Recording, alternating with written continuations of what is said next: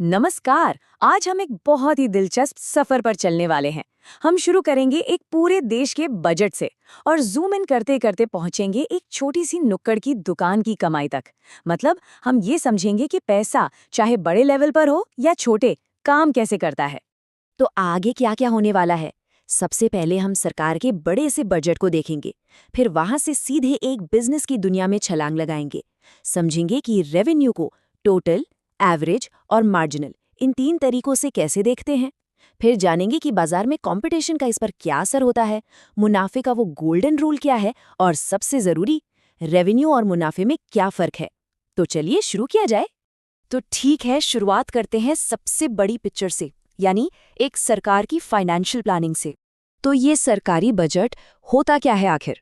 देखिए, अगर एकदम आसान भाषा में समझे ना, तो ये कुछ और नहीं, बस सरकार का 1 साल का हिसाब किताब है। एक फाइनेंशियल प्लान जो बताता है कि आने वाले साल में पैसा कहाँ कहाँ से आएगा और कहाँ कहाँ खर्च होगा।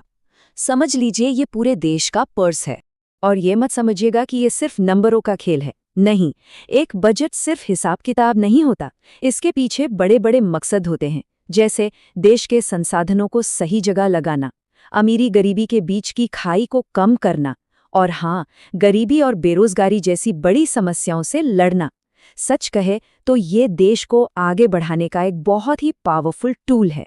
चलिए, अब इस बड़े मैक्रो लेवल के आइडिया को लेते हैं और इसे एकदम जूम इन करके एक छोटे माइक्रो लेवल पर, यानी एक बिजनेस के स्तर पर ले आते हैं।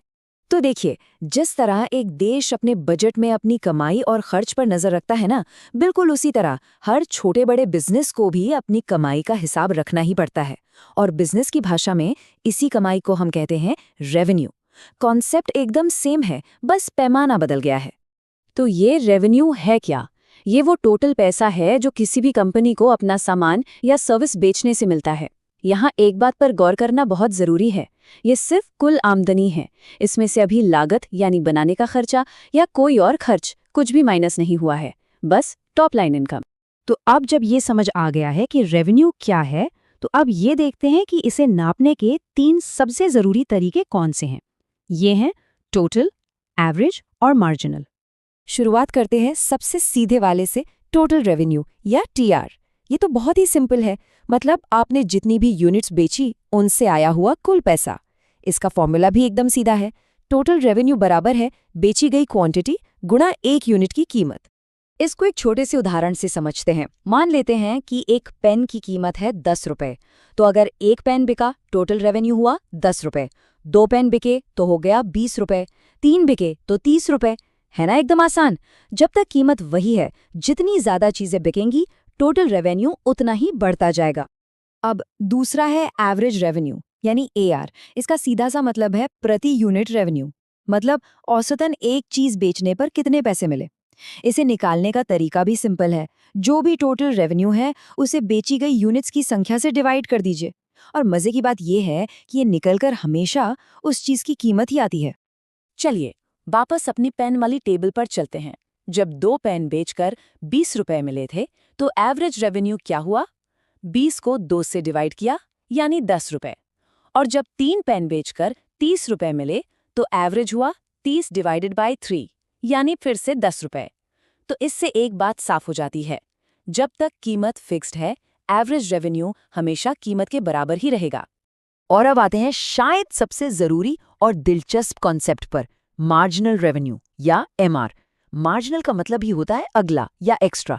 तो मार्जिनल रेवेन्यू का मतलब हुआ सिर्फ एक और, मतलब बस एक एडिशनल यूनिट बेचने से टोटल रेवेन्यू में कितना बदलाव आया। यहाँ पूरा फोकस एक और एक्स्ट्रा पर है। अब अपनी टेबल को पूरा करते हैं। देखिए, जब एक पेन बिका था तो टोटल रेवेन्यू था 10 रुपए। जब दूसरा पेन बिका तो टोटल रेवेन्यू हो गया 20 रुपए। तो इस दूसरे पेन ने कितना एक्स्ट्रा रेवेन्यू जोड़ा? 20 माइनस 10 यानी 10 रुपए। बस यही है मार्जिनल रेवेन्यू। इसी तरह जब तीसरा पेन बिका तो रेवेन्यू 20 से बढ़कर 30 हो गया।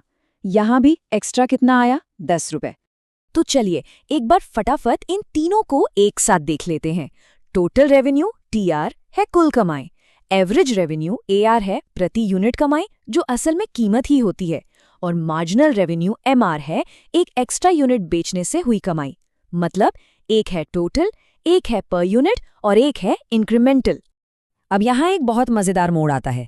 ये जो तीनों रेवेन्यू के कॉन्सेप्ट है ना, TR, AR और MR, ये हमेशा एक जैसे नहीं रहते। ये इस बात पर डिपेंड करते हैं कि बाजार में कंपटीशन कितना है।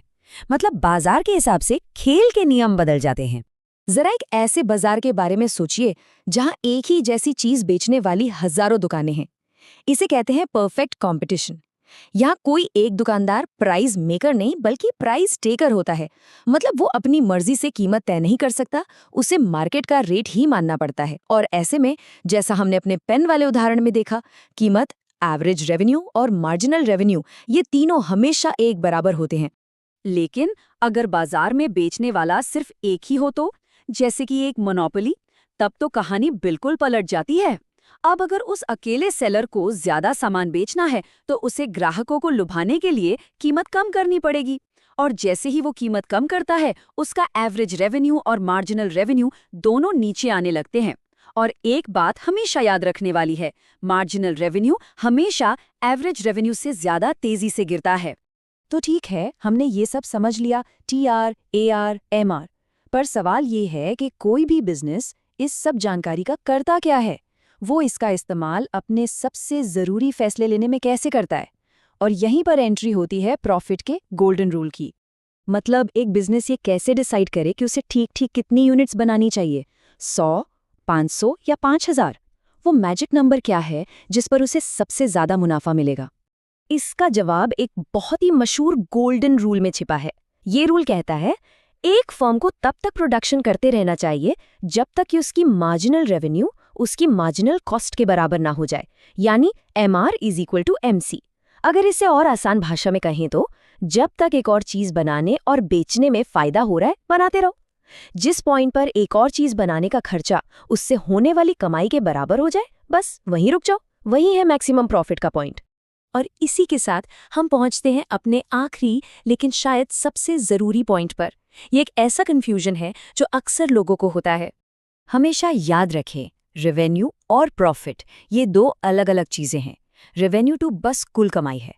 प्रॉफिट यानी कि असली मुनाफा वो पैसा है जो सारे खर्चे निकालने के बाद जेब में बचता है।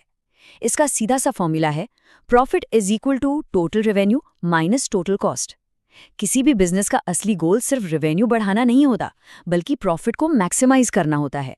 बहुत ज्यादा रेवेन्यू दिखना अच्छा लग सकता है, लेकिन अगर खर्चे उससे भी ज्यादा हैं तो बिजनेस असल में घाटे में है।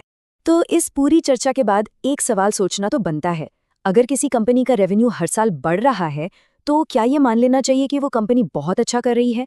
क्या वो एक हेल्दी बिजनेस है? जैसा कि हमने आज समझा, इसका जवाब है जरूरी नहीं। रेवेन्यू तो कहानी का सिर्फ एक पन्ना है। पूरी कहानी समझने के लिए हमेशा खर्चों वाले पन्ने पर भी नजर रख